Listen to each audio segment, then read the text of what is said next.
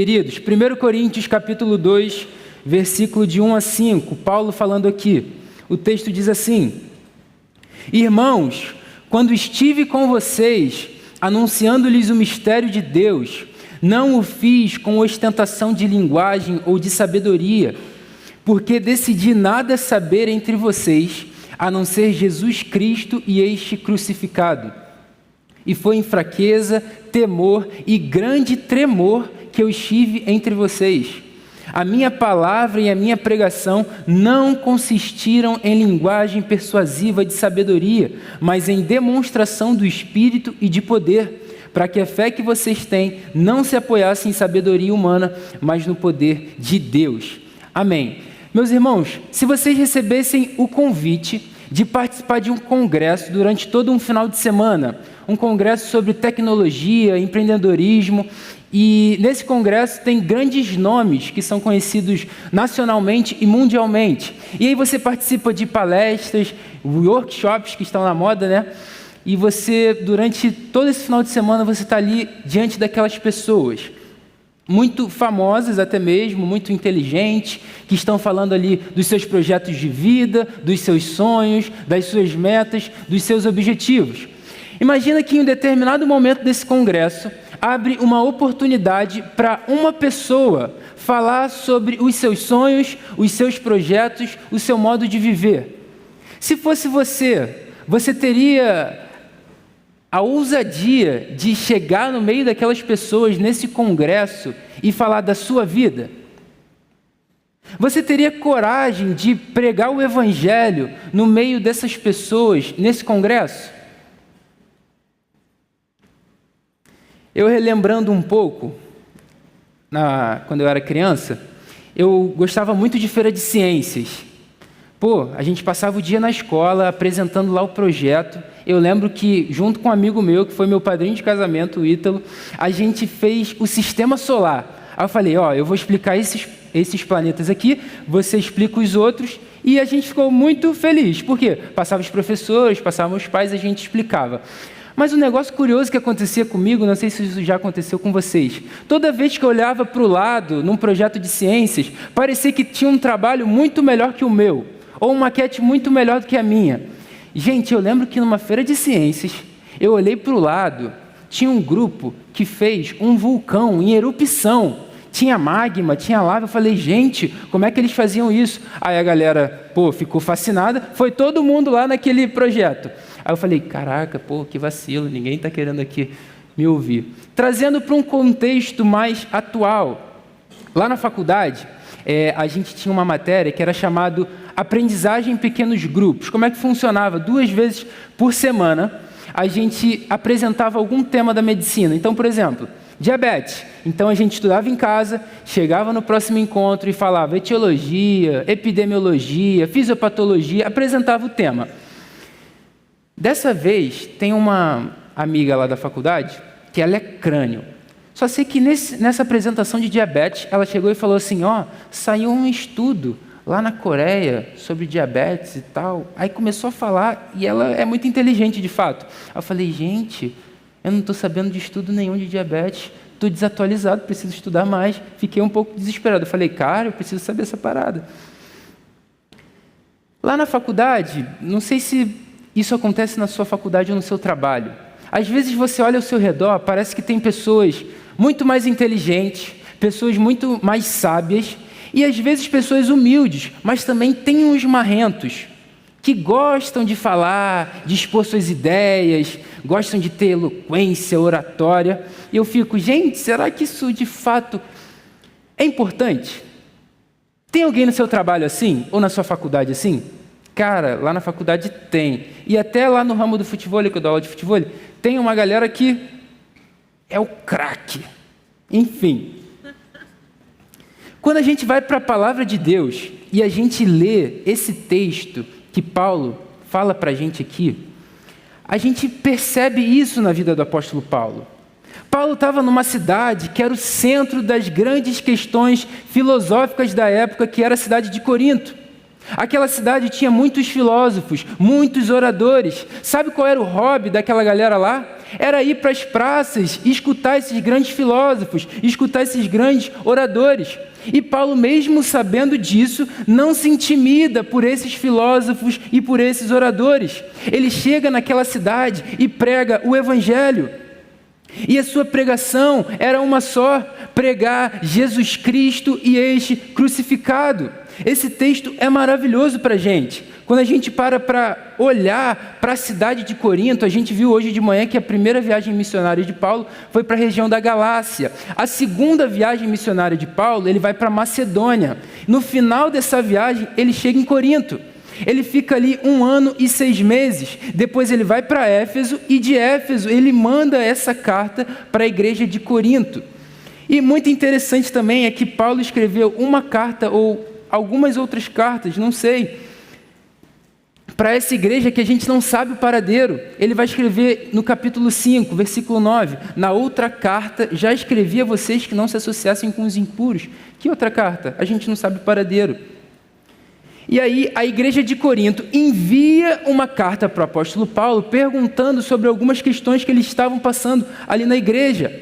E aí Paulo vai escrever e responder para essa igreja, e essa carta é 1 Coríntios. Corinto, galera, era uma cidade profundamente afetada pelo pecado.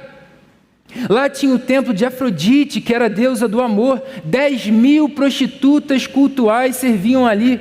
Tinha o deus Apolo lá, que incentivava o homossexualismo. Corinto era o maior centro homossexual do mundo. E muito interessante também, meus irmãos, é que Paulo escreve a carta aos Romanos de Corinto. Se você observa Romanos capítulo 1 e capítulo 2, Paulo vai falar da decadência daquelas pessoas. Ele vai falar que aquelas pessoas desprezaram o conhecimento de Deus. As mulheres trocaram o modo natural das relações íntimas por outro. Os homens deixaram contato natural com a mulher, se inflamaram nas suas sensualidades. Paulo vai falar que aquelas pessoas desprezaram o conhecimento de Deus. Estavam cheios de injustiça, perversidade, avareza, maldade. Ele vai falar que aquelas pessoas eram como inimigas de Deus, porque não somente faziam o que é reprovável ao Senhor, como também aprovavam pessoas que faziam as mesmas coisas. E Paulo, diante desse cenário, desse contexto, dessas pessoas, ele entende uma coisa: eu preciso pregar o verdadeiro evangelho. Paulo precisava reforçar a essência do poder de Deus, que é o evangelho de Cristo e este crucificado. Paulo vai relembrar aos coríntios o conteúdo do verdadeiro evangelho. Queridos, não há outro evangelho a ser pregado a não ser Jesus Cristo e este crucificado e ressurreto no terceiro dia. Qualquer coisa que vá além disso ou deturpe isso não é o evangelho. Por isso, galera, eu quero me atentar nessa noite com vocês à pregação do Cristo crucificado. Primeira lição que esse texto ensina para a gente: de nada vale ostentação de linguagem ou de sabedoria se não pregamos o Cristo crucificado. Quando Paulo foi visitar aqueles irmãos, ele diz que quando ele anunciou o evangelho, ele não fez com ostentação de linguagem ou de sabedoria, porque ele decide nada saber a não ser Cristo crucificado. Paulo mostra para a gente aqui que ele se gloria no Senhor, ele toma uma decisão. Ele não quer falar de nenhum outro assunto entre os irmãos a não ser Jesus Cristo e este crucificado. E ele fala: cara, eu não fui com sabedoria ou com ostentação de linguagem, porque quem fazia essas coisas eram os grandes oradores, eram os grandes filósofos, querendo que as pessoas ficassem admiradas com a sua eloquência, com a sua oratória, com a sua capacidade intelectual. Mas Paulo não chega em Corinto como um grande orador, Paulo não chega em Corinto como um grande filósofo, Paulo chega em Corinto como uma testemunha do poder de Deus, não com o intuito das pessoas olharem para ele e ficarem admiradas pela sua capacidade intelectual, mas com o intuito das pessoas, ao ouvir a pregação de Paulo, ficarem maravilhadas com Jesus. Esse era o foco da pregação do Paulo. Alguém aqui já viu corrida de cavalo? É maneiro. Aí tem um negócio chamado antolho, que é aquela parada que bota no cavalo, né? O cavalo tem maior olhão, se você já viu algum cavalo alguma vez. Então ele consegue enxergar frente, lateral, até lá atrás. O cavalo de corrida fica com aquela parada para ele não olhar para a lateral e não se distrair. Então você vê que ele só fica olhando para frente com o objetivo de chegar no seu destino. É como se Paulo fosse um cavalo de corrida. Paulo ele tem um alvo em mente. Paulo tem um objetivo, ele tem um sonho, uma meta, um desejo fervoroso no seu coração. Pregar Cristo e este crucificado. Será que nós temos tido esse desejo? Qual foi a última vez que você pregou Cristo crucificado para uma pessoa?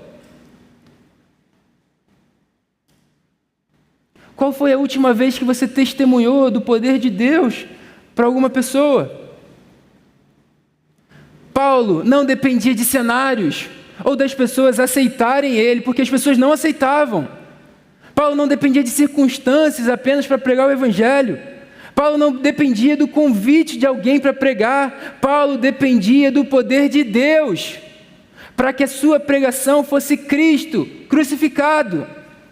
E ele não se deixa influenciar pela cidade de Corinto. Olha o ambiente que ele estava. Ele concentra a sua pregação no Cristo crucificado. Meus irmãos, não é uma pregação qualquer. Não é uma pregação que fala sobre um livro. Não é uma pregação que consiste apenas em uma ideia ou em algo que as pessoas gostem de ouvir. É uma pregação do Cristo. E este crucificado. Paulo falava da cruz. E no capítulo 1, ele vai falar que a palavra da cruz é loucura para os que se perdem, mas para nós que somos salvos, ela é o poder de Deus. Aleluia!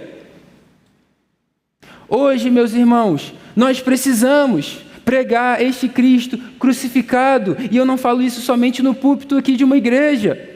Mas a gente deve pregar a toda criatura, em qualquer lugar, em tempo e fora de tempo, em qualquer circunstância, para qualquer pessoa.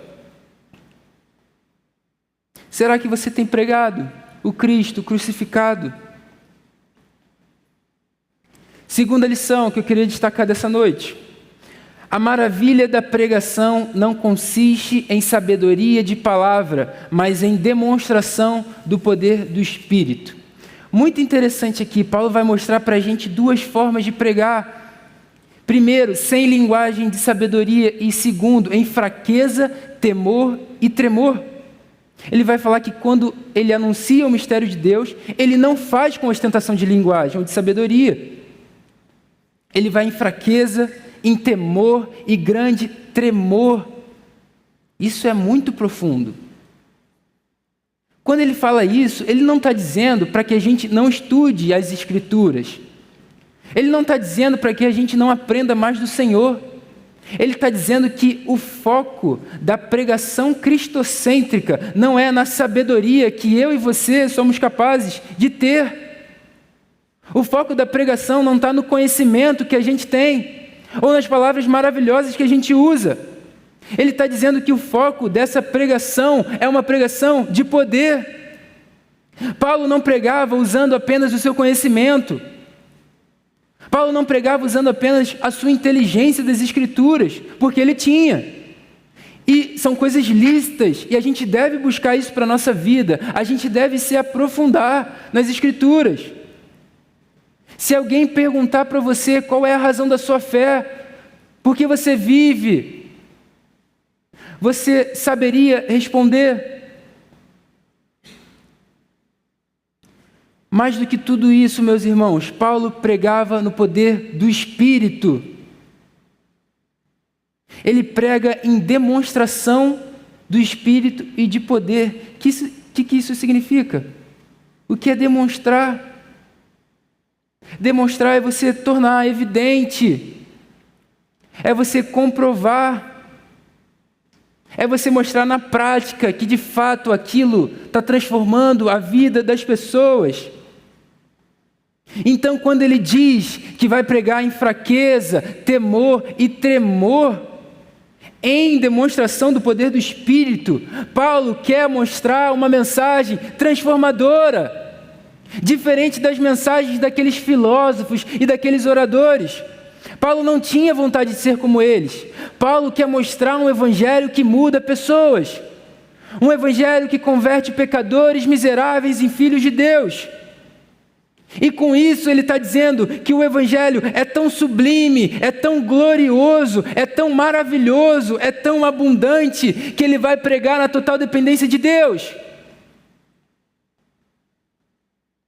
Paulo não vai com autoconfiança, Paulo não vai com soberba, ele não vai com marra, ele não vai com coração vaidoso. Paulo foi pregar muito humilde, por entender a grandeza do que ele estava fazendo. Gente, Paulo não estava fazendo algo qualquer, ele estava pregando Cristo. E não apenas um líder religioso, ou um maior nome do cristianismo. Paulo pregava Cristo, mas crucificado. O Cristo que ressuscitou depois de 3 dias. Que maravilha é eu e você hoje podermos pregar o Cristo crucificado. É a razão da nossa vida.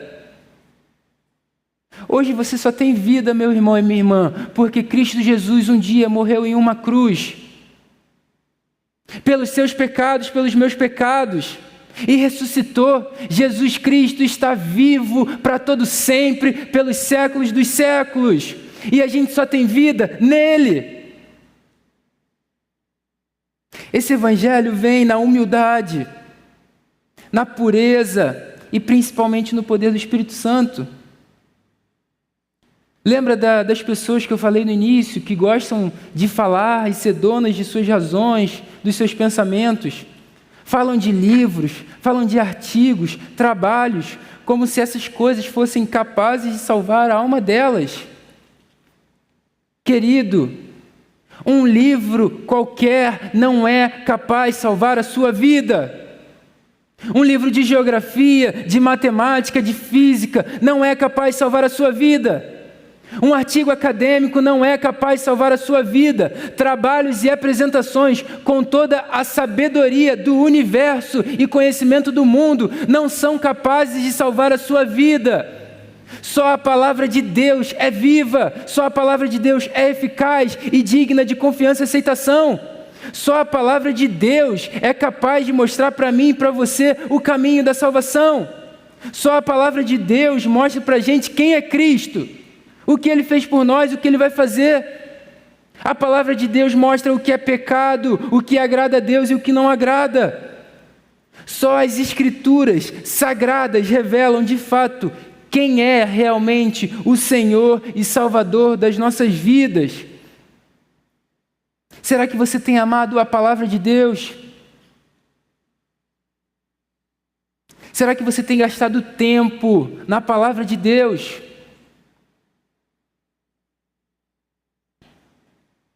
Terceira lição: a nossa fé não deve ser firmada em sabedoria humana, mas no poder de Deus.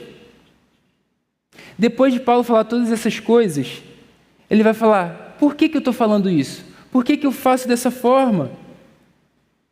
Para que a fé que vocês têm não se apoiasse em sabedoria humana, mas no poder de Deus. Eu queria compartilhar 2 testemunhos que eu li e achei muito maneiro. 2 homens. O primeiro homem foi assistir Charles Spurgeon pregar, né? É um pregador muito conhecido, um pastor. Ele era conhecido como Príncipe dos Pregadores, o cara era top. E ele foi nessa igreja do Spurgeon, ouviu o Spurgeon pregar, ficou admirado, fascinado. E aí na semana seguinte, ele foi convidar um amigo seu. Falou: vamos lá na igreja, ouvir o Spurgeon. O cara é fascinante, brilhante, top, cheio do Espírito Santo. Aí esse amigo falou: beleza, vamos lá. Aí chegou, participaram do culto. Aí quando acabou o culto, esse amigo que convidou falou: e aí, Spurgeon é fascinante, né, cara? Que pregação, que unção, que graça. Aí o amigo dele que foi convidado: que unção, que graça, que amor, que bondade. Ele Spurgeon é fascinante. E o homem que foi convidado falou assim: eu não estou falando do Spurgeon, eu estou falando do Cristo, a quem o Spurgeon pregou. Guarda esse testemunho. Segundo, teve um tempo do ministério de Spurgeon que ele estava enfrentando a depressão. Então ele deu um tempo do ministério e foi cuidar da sua saúde. E aí tem um relato, né, que numa semana ele foi em uma outra igreja, em outro lugar, só assistiu o culto, sentou lá no final do culto. Aí um jovem pregador estava pregando, e naquela época os sermões eram escritos, vendidos e tal, muitos liam os sermões escritos.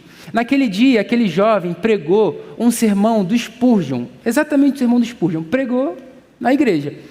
Acabou o culto, o jovem viu que Spurgeon estava lá no final do culto e falou: misericórdia, preguei o sermão do homem, estou ferrado. Achou que ia tomar uma dura, falou: Spurgeon, foi mal, cara, preguei o seu sermão, não sabia que você estava aí. Aí Spurgeon, por que você está me pedindo desculpa? Ele: pô, cara, preguei o seu sermão, você não está bolado não? Ele: depois desse sermão, eu vi e reconheço que sou um miserável pecador, que Deus me chamou para o ministério e eu sou salvo somente por Jesus Cristo. Aí diz o testemunho que depois daquela pregação, daquele culto, Spurgeon voltou para o ministério, continuou pastoreando, continuou pregando. Incrível!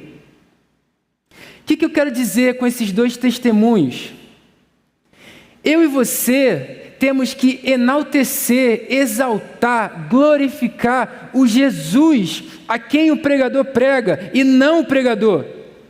Toda vez que uma igreja cai no erro do culto à pessoa, no culto à personalidade, no culto da prosperidade, no culto do coaching, ressaltando mais o pregador ou até mesmo o pastor dessa igreja, essa igreja comete um grande pecado diante de Deus. A gente viu hoje somente o Evangelho. A partir do momento em que a gente quer botar o Evangelho e mais alguma coisa, ou deturpar o mínimo que seja do Evangelho, não é mais Evangelho. E Paulo vai falar: um pouco de fermento leveda toda a massa. Eu faço brownie. Se eu mudar um ingrediente ali do brownie, dá ruim. Aí já vem alguém que compra: ô, Najib, esse brownie está diferente, né? A galera fala: claro, pô, tá comprando um brownie, tem que cobrar. Se eu botar, sei lá, menos farinha ou mais farinha, menos açúcar, não forma casquinha. Uma dica: se botar menos açúcar, não forma casquinha. Não adianta, meus irmãos, acrescentar um pouquinho ao Evangelho ou tirar. Não é mais Evangelho. A nossa fé, como Paulo diz no verso 5, não deve se apoiar em sabedoria humana. A sua fé não deve se apoiar no conhecimento que você tem, por mais que seja muito maneiro, cara. Glória a Deus pelo seu conhecimento. Mas a sua fé não deve se apoiar na sua inteligência. A nossa fé deve ser apoiada no poder de Deus. A pregação do Cristo crucificado é uma pregação de poder. Por que, Najib, é uma pregação de poder? O que tem de diferente? Pregar o Cristo crucificado é uma pregação de poder porque é uma pregação capaz de transformar uma vida. Mas não transformar porque as suas palavras foram maneiras, não transformar porque a sua oratória ou eloquência foi maneira, transformar porque o Espírito entrou no coração daquela pessoa, resgatou aquela pessoa, transformou por completo e regenerou. Isso faz total diferença na nossa vida. E é por isso que a nossa fé não deve ser apoiada no poder de Deus. Meus irmãos, se não fosse pela graça e misericórdia de Jesus, eu nunca estaria em um sábado à noite aqui num púlpito de uma igreja pregando o Evangelho. Isso é graça, isso é misericórdia. E glórias a Jesus por isso. O crente, eu e você, devemos reconhecer que somos apenas instrumentos nas mãos de Deus.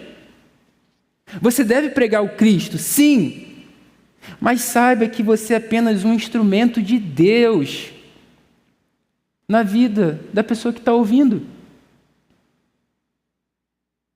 João Marcelo, cadê João Marcelo? Vou usar o exemplo do seu violão, tá? Galera, imagina um violão. Imagina que a gente seja esse violão. E Jesus está tocando o violão. O nosso objetivo não é fazer os acordes. O nosso objetivo não é afinar o violão. O nosso objetivo é emitir o som que Jesus está fazendo tocando o violão.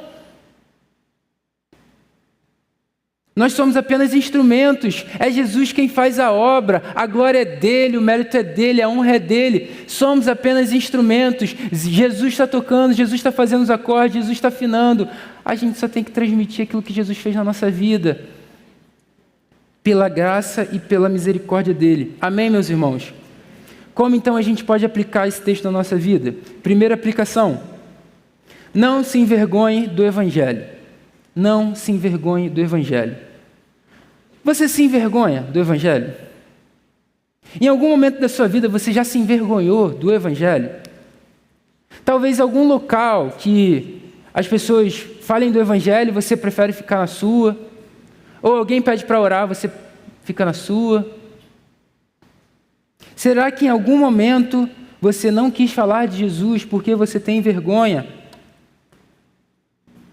Queridos, se nós temos tido vergonha do Evangelho, nós não entendemos o Evangelho verdadeiro. Se a gente tem vergonha do Evangelho, é porque a gente não ama o Evangelho. Você tem vergonha de falar do seu pai, da sua mãe para alguém? Você tem vergonha de falar do seu namorado, da sua namorada, da sua esposa, do seu marido para alguém? Acho que não, né? A não ser que tenha alguma treta aí, enfim. Por que que então, às vezes, a gente se envergonha do Evangelho e diz amar Jesus? Se alguém te perguntar hoje, irmãos, o que é o Evangelho? Se alguém chega para você na rua, aleatoriamente, Aquino, o que é o Evangelho? O que você responderia? A gente viu hoje de manhã também, por isso venham de manhã, Go Deep. A gente aprende muita coisa. Paulo vai dar duas declarações incríveis do que é o Evangelho. 1 Coríntios 15, ele vai dizer: antes de tudo, entreguei a vocês o que também recebi, que Cristo morreu pelos nossos pecados, segundo as Escrituras, e que foi sepultado e ressuscitou ao terceiro dia, segundo as Escrituras. Esse é o Evangelho. Incrível, por mais que seja uma declaração simples, mas tem desdobramentos importantíssimos para a nossa caminhada cristã. E tem um outro texto que ele vai defender o Evangelho, lá em Romanos 1,16, ele vai dizer: não me envergonho do Evangelho, porque é o poder de Deus para a salvação de todo que crê. Não é um poder qualquer, é o poder de Deus. Com qual objetivo? Para a nossa salvação. De todo mundo? Não, de todo o que crê. Meus irmãos, o Evangelho é tão, mas tão poderoso, que se você crê, você será salvo. O Evangelho é o Cristo crucificado, aleluia. Se você se envergonha do Evangelho, você está se envergonhando de Cristo morrendo em uma cruz. Se você se envergonha do Evangelho, você está se envergonhando do Cristo crucificado. E pode parecer muito fácil falar aqui como uma aplicação: não se envergonhe do Evangelho. Mas, querido, se você tem tido dificuldade em relação a isso, às vezes no meio dos seus amigos na faculdade, no seu trabalho, peça para que o Senhor renove as suas forças. Peça para que o Senhor te dê graça e misericórdia nos momentos que você se envergonha. Peça para que o Senhor mude as disposições do seu coração. Peça para que o Senhor revele de fato o verdadeiro Evangelho. Porque se a gente tem se envergonhado do Evangelho, a gente não tem reconhecido o Evangelho como poder de Deus para a nossa salvação.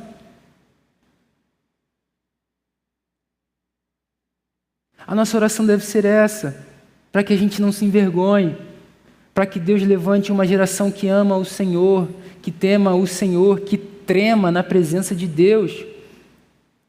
Jesus vai dizer: aquele que me negar diante dos homens, eu o negarei diante do Pai. Esse texto é soco nos peitos. Mas ele também vai dizer: aquele que não se envergonhar diante dos homens, eu não o negarei diante do Pai. O Evangelho é o poder de Deus para a salvação da sua vida, de todo aquele que crê. Segunda aplicação: pregue o Cristo crucificado. Entendi, Najib, que o Evangelho é Jesus crucificado. Show! O que fazer então? Pregue essa mensagem, pregue que Cristo é o Cristo crucificado. Primeiro, reconhecendo que você é apenas um instrumento nas mãos de Deus. A glória não é sua, o mérito não é seu, a vitória não depende de você. Toda honra, toda glória, toda atenção e devoção sejam ao único que é digno, que é Cristo Jesus. E Jesus vai dizer: vão por todo mundo, preguem o Evangelho a toda criatura. Quem crer e for batizado será salvo. Quem, porém, não crer será condenado. Eu e você devemos pregar que o Deus todo soberano, o Deus suficiente nele mesmo, mesmo em sua santidade e glória, teve que vir ao mundo, se fez homem, assumiu a forma de servo. Jesus viveu sem pecado, mas mesmo assim teve que morrer em uma cruz, teve que se fazer maldito em um madeiro por mim e por você. A gente canta aqui: naquela cruz sozinho. Naquela cruz sozinho, Deus lançou sobre o seu Filho todos os meus pecados e todos os seus pecados. A ira de Deus, que era para se acender contra a minha vida e contra a sua vida, se acendeu sobre o Filho. A Bíblia vai dizer que Deus teve prazer em moer o seu Filho naquela cruz. Jesus foi o nosso substituto. Cristo morreu em nosso lugar quando a gente ainda era pecador. Mas não termina aí. Depois de 3 dias, Cristo ressuscitou, Ele venceu a morte, o véu foi rompido, o que antes nos separava de Deus, hoje nós temos livre acesso. O túmulo está vazio, os céus o adoram, exaltam a sua glória. Ele ressuscitou, igreja, aleluia. Jesus está vivo, Ele é o Deus invencível, Ele é o Deus incomparável, por isso que hoje e para sempre Ele vai reinar. Seu é o reino, sua é a glória, acima de todo nome está, poderoso é o nome de Jesus, aleluia, aleluia. E Atos vai dizer: não há salvação em nenhum outro, não há salvação em nenhum outro, porque na terra não há nenhum outro nome dado entre os homens, pelo qual importa que sejamos salvos.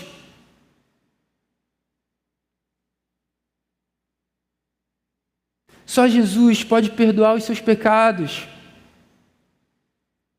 Só Jesus pode transformar a sua vida. E te fazer uma nova criatura. As coisas velhas já se passaram, meus irmãos.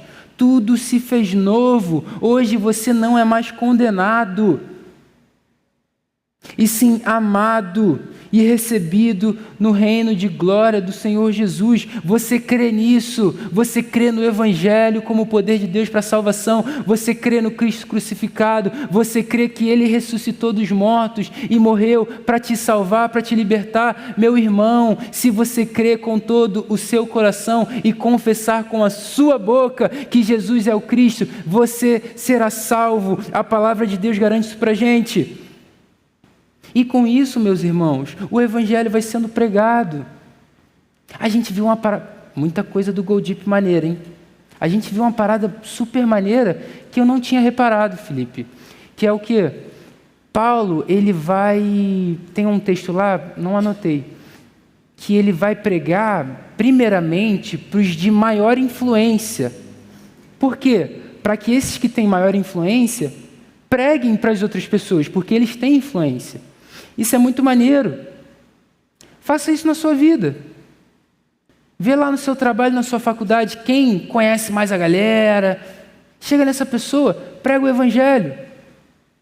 Porque, com isso, a boa teologia vai ser pregada, espalhada. Agora, meu irmão, o seu evangelho que não, às vezes as pessoas deturpam, pregam, isso vai ser disseminado e vai dar ruim. O que está ruim piora. Mas o que está bom melhora, para a glória de Deus. Então usa dessa estratégia também do apóstolo Paulo, que a gente aprendeu lá no Go Deep, hein? Dia 18 de outubro. Meus irmãos, mas tem um ponto aqui que eu queria muito que vocês prestassem atenção. São coisas muito maneiras, mas não quer dizer que você está pregando o evangelho. Convidar o seu amigo de oração ou o seu familiar para a igreja não é pregar o evangelho. Convidar o seu amigo de oração para a célula não é pregar o evangelho. O seu testemunho de vida, por mais maravilhoso que seja, não quer dizer que você está pregando o evangelho. Essas coisas são, sim, muito maneiras e edificantes e abençoadoras para a vida dessas pessoas. Porque elas vão olhar para a sua vida. Mas isso não quer dizer que você esteja pregando o evangelho, porque se fosse assim, Paulo só convidaria as pessoas para irem nos encontros semanais e falaria para essas pessoas olharem para a sua vida. São coisas importantes, sim, e contribuem para o avanço do evangelho, mas não é pregar o evangelho. Pregar o evangelho é pregar Jesus Cristo e este crucificado e ressurreto no terceiro dia. Então, meus queridos, chame, convide, invista no seu amigo de oração, em pessoas próximas da sua vida, da sua família, que ainda não conhecem a Jesus. Mas junto e principalmente, pregue o Cristo crucificado para essas pessoas. Essa deve ser a essência da nossa pregação. Em qualquer lugar, gente. A tempo e fora de tempo. Terceira e última aplicação. Coloque a sua fé e esperança em Jesus. Somente a Ele pertence a salvação. Irmãos, a gente precisa viver aquilo que a gente prega. De nada vale a gente pregar o Cristo crucificado se a gente não ama Ele com todo o nosso coração. Qual tem sido a motivação da nossa pregação? Será que a gente obedece de fato o Senhor? Jesus vai dizer, se vocês me amam, então me obedeçam. Você obedece o Senhor? Você obedece as Escrituras? Porque isso vai mostrar se você ama ou não Jesus. Um dia, meu irmão e minha irmã, o seu conhecimento vai passar, a sua carreira vai passar, a sua inteligência uma hora vai acabar, os seus bens materiais ficarão para trás, e o que vai ser da sua vida? E Jesus vai dizer, todas essas coisas passam, menos a minha palavra, por isso que a nossa fé deve ser firmada em Jesus, que se entregou por nós e está vivo para todo sempre. A gente deve pregar para que mais pessoas conheçam a verdade, para que o nome de Jesus seja glorificado. E que essa seja uma verdade prática da nossa vida. Para concluir, gente, tem um texto lá em Atos que eu acho muito maneiro. Está lá em Atos 16:14. Paulo vai dizer assim, ele estava indo para uma cidade e ele encontra um grupo de mulheres e ele vai começar a pregar para essas mulheres. Ele vai dizer assim, Lucas escrevendo, né?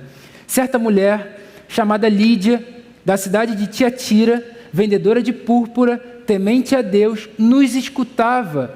O Senhor lhe abriu o coração para que estivesse atenta ao que Paulo dizia. Amém. O que isso mostra para a gente?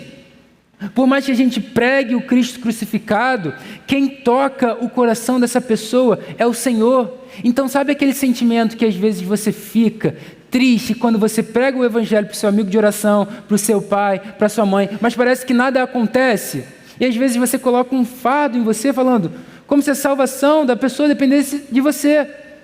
Mas depende de Deus. O Senhor abriu o coração daquela mulher para que ela estivesse atenta ao que Paulo dizia. Então você pode orar, Senhor, abre o coração do meu amigo de oração. Senhor, abre o coração do meu pai, da minha mãe, para que ao pregar o evangelho, ele esteja atento. Eu e você não somos capazes de dar vida ao nosso próprio coração, quem dirá das pessoas que nos escutam. Queridos, preguem o Cristo crucificado, mas saibam que nós somos apenas instrumentos de Deus. Quem faz com que essa mensagem ganhe vida e transformação é o próprio Deus, é o Espírito Santo atuando na vida daquela pessoa. E por fim, sempre a glória vai ser dele. O louvor, a adoração serão para ele, a honra é dele. É o Senhor quem decide. O nosso papel é testemunhar do poder de Deus, da salvação que uma vez transformou a nossa vida e a gente crê que pode transformar a vida dos nossos queridos, das pessoas que ainda não conhecem.